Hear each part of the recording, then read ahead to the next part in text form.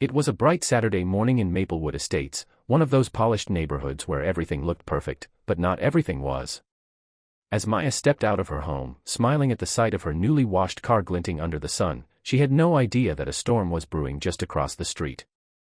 From her porch, Karen, head of the HOA, watched Maya with narrowed eyes, her coffee mug shaking slightly as she whispered, "That can't be her car."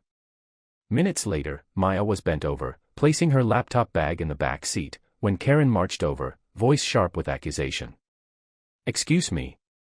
What do you think you're doing with that car?" Maya froze. "I'm driving to work," she said, confused. But Karen's tone rose, "Don't lie to me. I know every vehicle in this neighborhood. That car doesn't belong to you."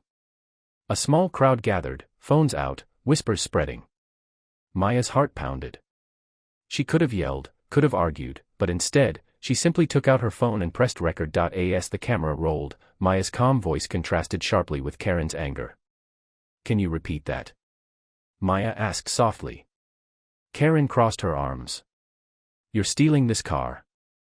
I'm calling the police." Maya sighed, pulling her registration and ID from her purse. "My name is Maya Thompson.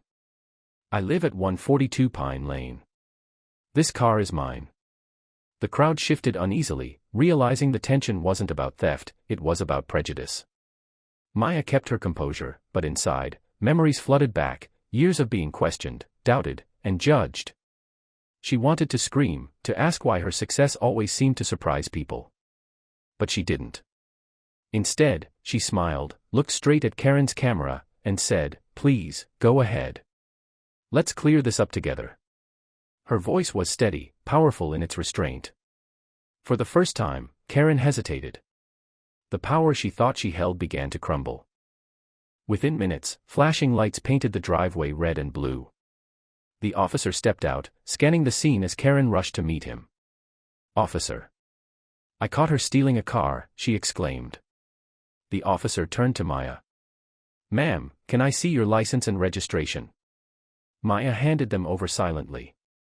He glanced at the documents, then at her. "Everything checks out," he said flatly. Karen blinked, confused. "What? That can't be right." The officer frowned.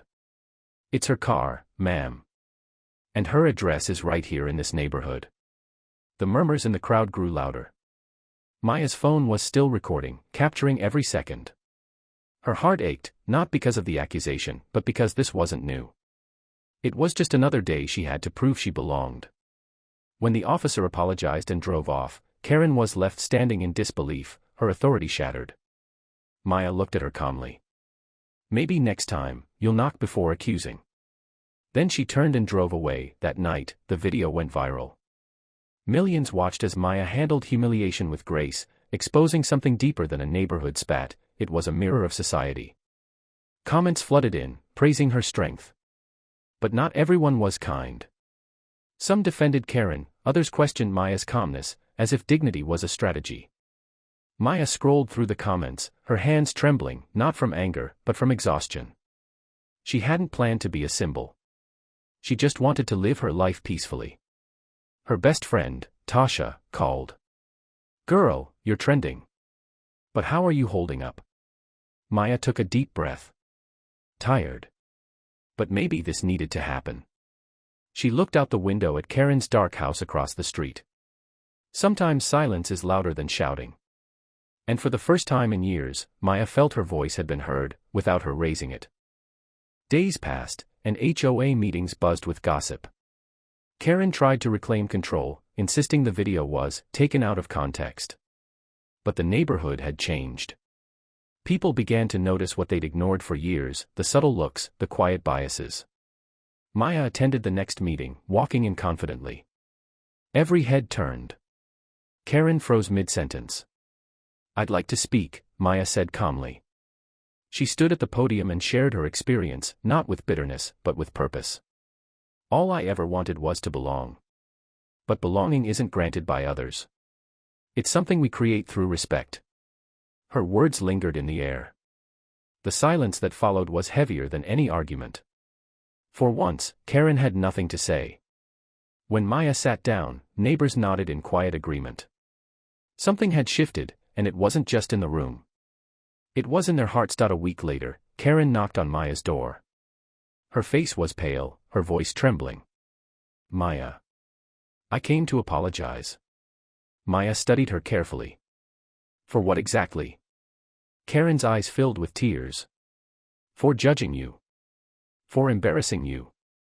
I thought I was protecting this community, but I was just protecting my own fears. Maya listened silently.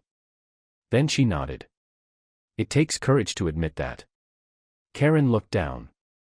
I don't expect forgiveness. Maya smiled gently. It's not about forgiveness.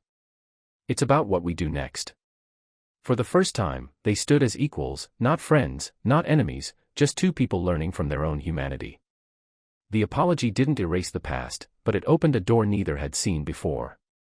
Months later, Maya's story became part of a national campaign promoting empathy and equality. She was invited to speak at schools and community centers. Her message was simple but powerful. Sometimes, the most radical thing you can do is stay calm when the world wants you to break. In the crowd, Karen listened quietly from the back row, her eyes glistening with pride and regret. As Maya finished her talk, the audience stood in applause. She smiled, not because she'd won, but because she'd healed. Outside, as the sun dipped below the horizon, she walked to her car, the same car that once sparked judgment, and drove home in peace. This time, no one questioned who she was.